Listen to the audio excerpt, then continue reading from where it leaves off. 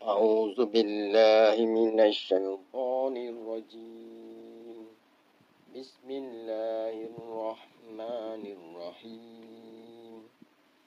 وإذ يرفع إبراهيم القواعد من البيت وإسماعيل ربنا تقبل منا إنك أنت السميع العليم.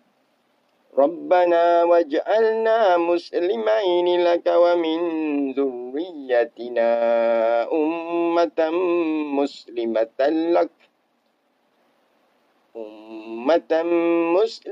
لك وأرنا مناسكنا وتب علينا إنك أنت التواب الرحيم.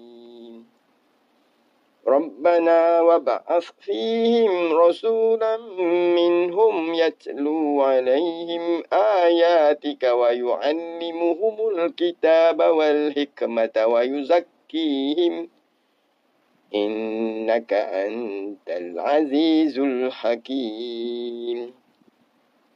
ومن يرغب عن ملة إبراهيم إلا من شفع نفسه ولقد اصطفيناه في الدنيا وإنه في الآخرة لمن الصالحين.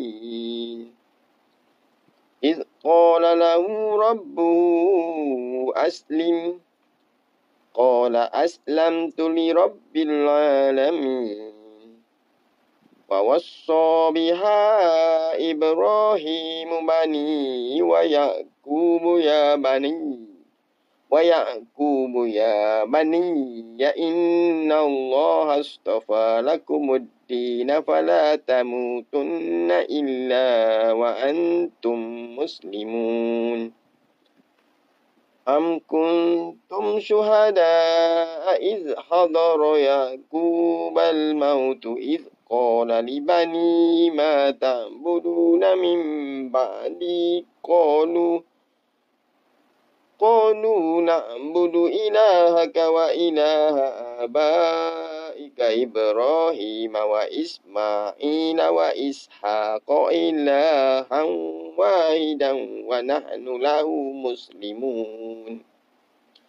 تلك أمة قد خلت لها ما كسبت ولكم ما كسبتم ولا تسألون عما كانوا يعملون.